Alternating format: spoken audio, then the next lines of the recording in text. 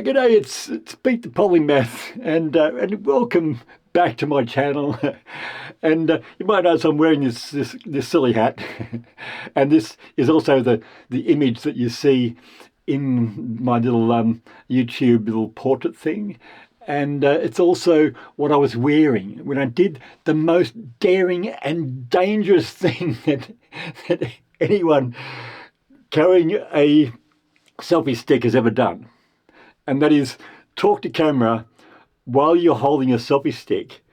And the only way you're not falling off the windmill as it's climbing up is you're using the camera and selfie stick as a counterweight that actually presses you against the ladder. Like, it was, for me, it was a victory. One of those things where I kept on looking at the windmill thinking, I'm going to do this one day. I'm going to have to do this one day. Until eventually I had no excuse. I just had to do it. Now, I'm taking your advice. Some of you people out there are sort of saying, "Well, I've got to put the name of this YouTube in the first 30 seconds, so people don't go away." And hopefully, I've done that.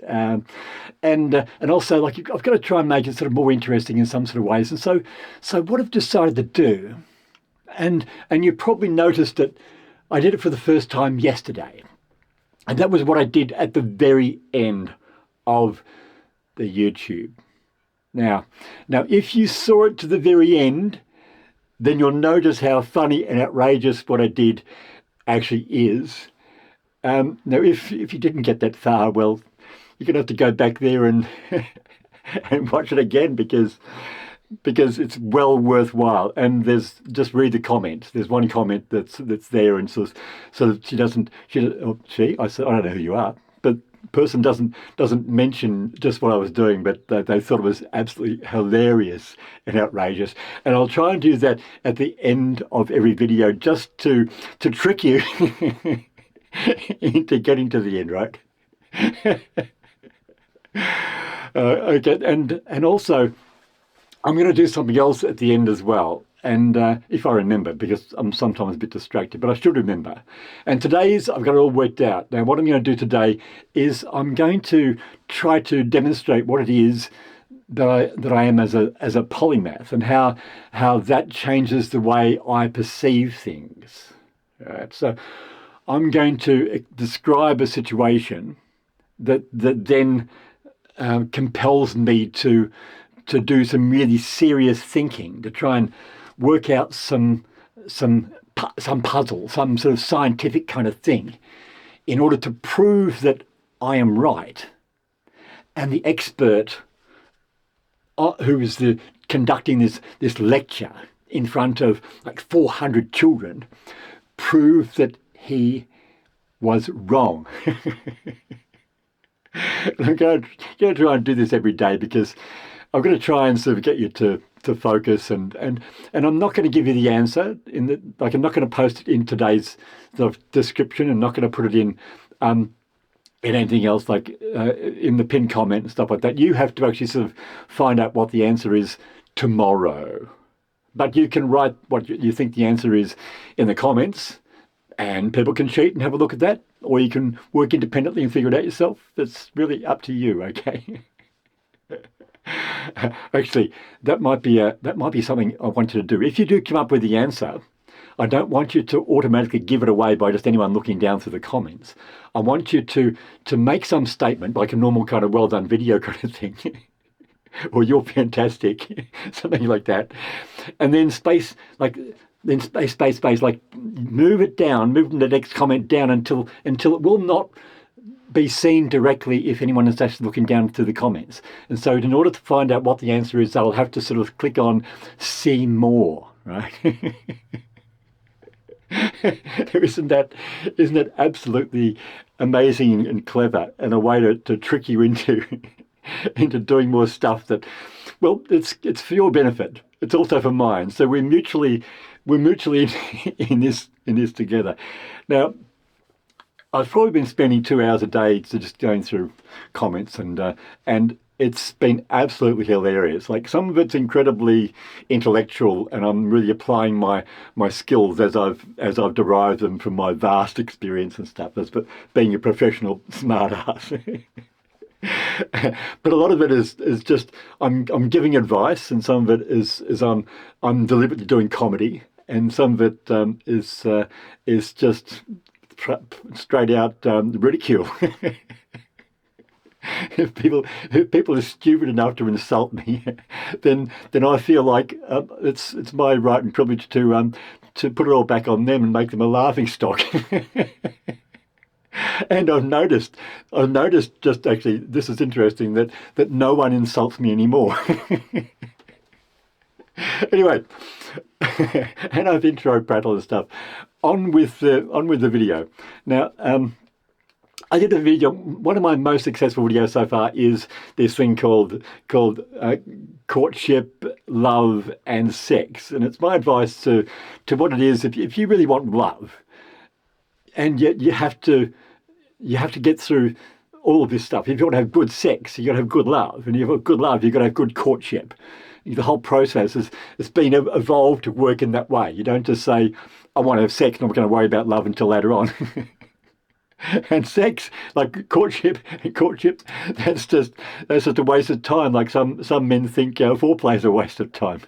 All right, so I'll tell you a story that, like, it's not necessarily advice that a friend gave me once, but it is very, very interesting and really quite hilarious. And he was a married man and a very virile man, and he was in a wonderful relationship at the time, and he told me some advice I might find useful one day when I stopped being a single free man.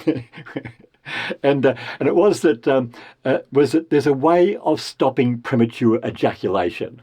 So this is really, really important because it ruins the woman, your lover's experience. I'm not going to say women because it can be anyone you're rooting at the time. And it's your benefit as well because it just feels so great to just keep on getting better and higher and just living in that absolute sort of bliss state of ecstasy, just moving closer and closer to that ultimate sort of climax. Anyway, so he worked out this way. He worked out a trick of how to actually sort of delay that and ensure that his lover was satisfied, and to make sure that they didn't just shoot his load prematurely. Right. And so his particular technique was as he realises he has to avoid going too far too fast. He starts thinking about dead. Dead puppies and dead kittens. Focus on the dead puppies and dead kittens. It's not enough to just ruin your sex drive and your arousal instantly, but it does distract you quite sort of seriously away from this idea that you're going to sort of end it all really quickly, and so. Like, it's a very memorable thing. Like, he told me this like 25 years ago, and I've remembered it. I remembered it always, and I found it so important that I've not told anyone at all about it, and I've never ever done it, right? Like, because I think the technique is you just. You stop and you just wiggle around, or you ask your partner to change positions, or something like that. Like there's something you do that you can just like whoa, put a little punctuation in there. Let's do some like little bit of extra sort of stuff, and let's not lose this, but let's take this somewhere else before we end it all. Anyway, but I could just imagine him like thinking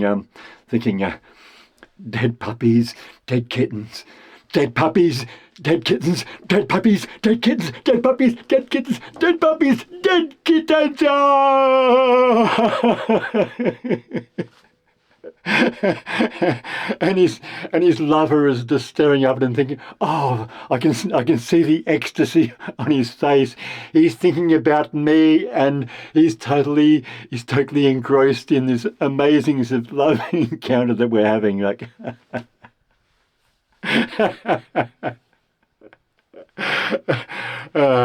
like I hope you laugh as much as I do when I'm telling these stories, because there's one thing that I want to tell you as well about the way I do comedy, in comparison to the way other people do comedy. In particular, the professionals.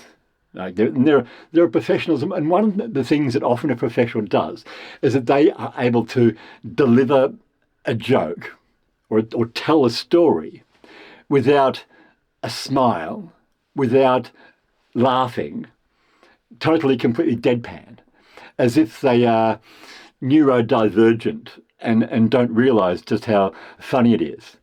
But they still have a way of indicating that this is not real, and that the audience really should be laughing while they're going through this.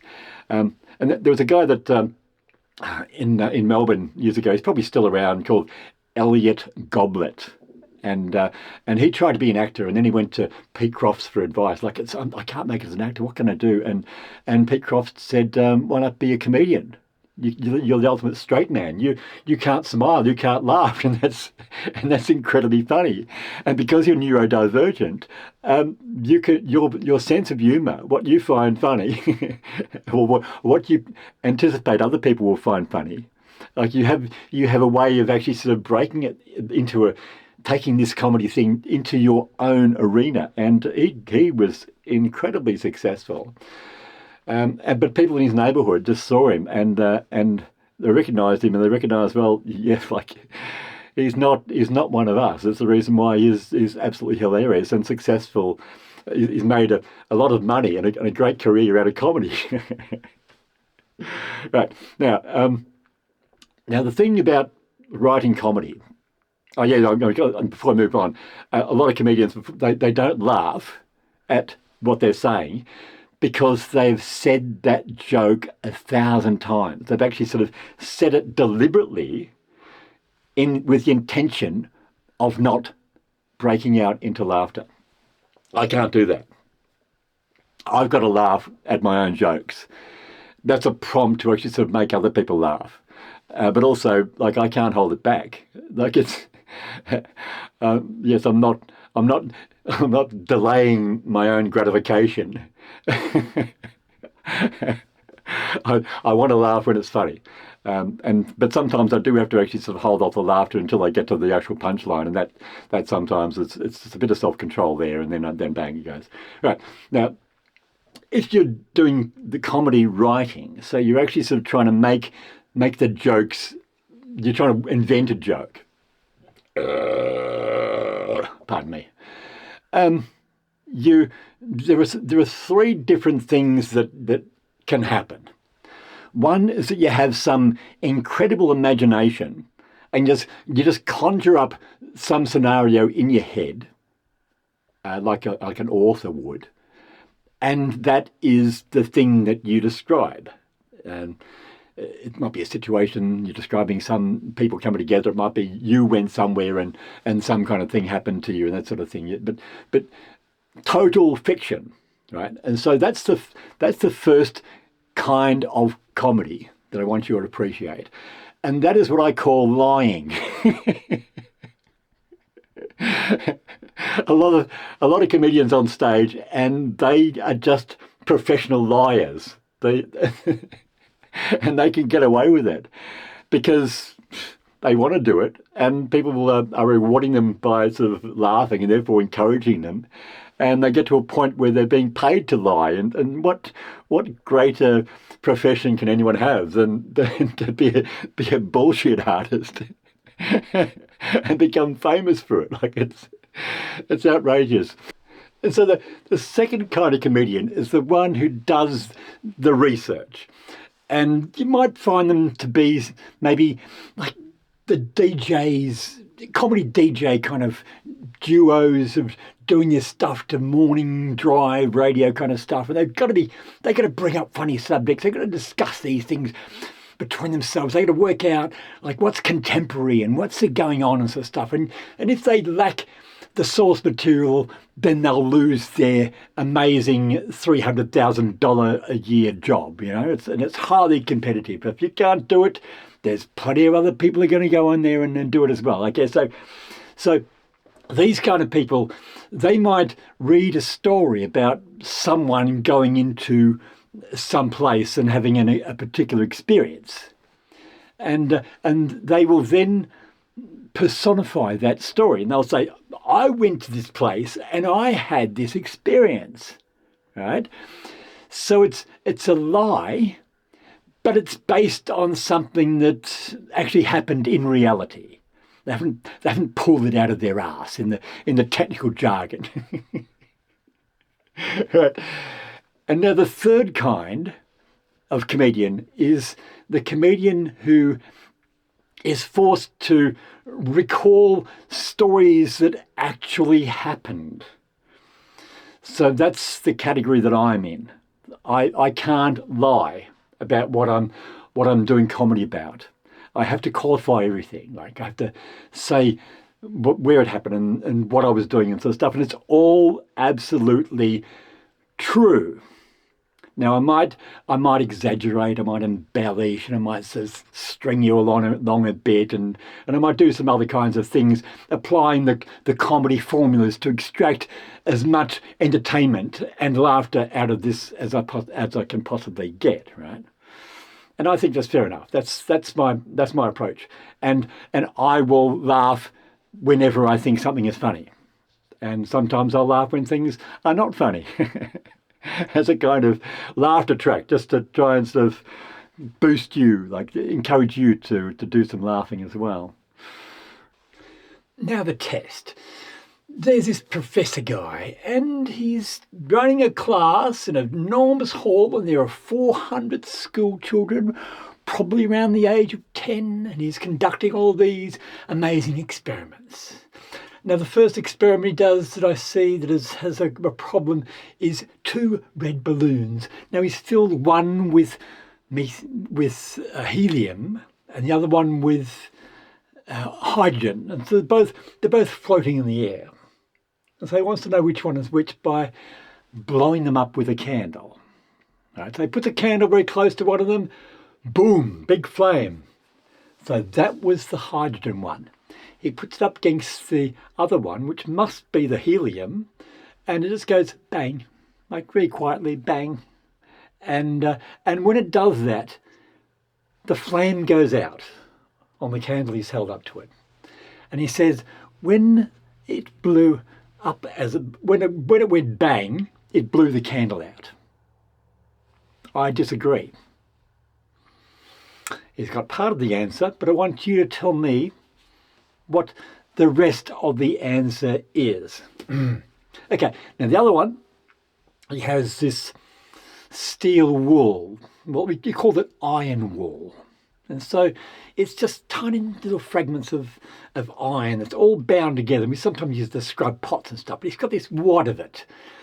And he puts it on the scales, and very sensitive scales, and he zeros it. So it looks on the scales, it's all zeros across, right? And then he sets fire to it. Now, you probably didn't even know that metal burns, but most metals burn. And he notices, or we notice, that as it burns, it gets lighter. And then after a while, it gets heavier. And then it becomes much heavier. Now, he says when it got lighter, it was because the air that was contained within the iron wool became less dense, and so that affected the scales. Now, was he right? No. What is the correct answer? Right, now, two puzzles. And I want you to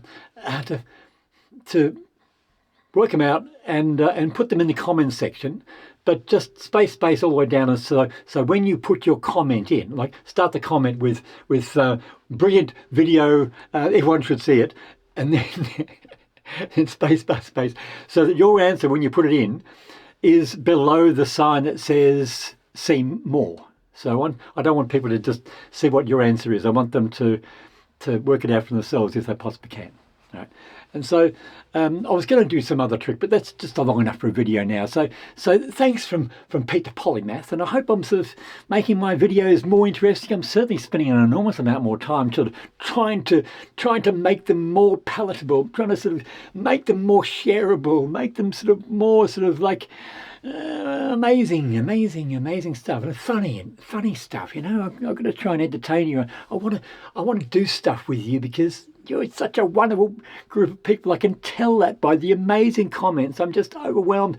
And now you're going back to the back catalogue and just seeing all the strange and amazing stuff that I've done over the years. So thank you very much, and I'll see you next time. Pete the Polymath saying goodbye.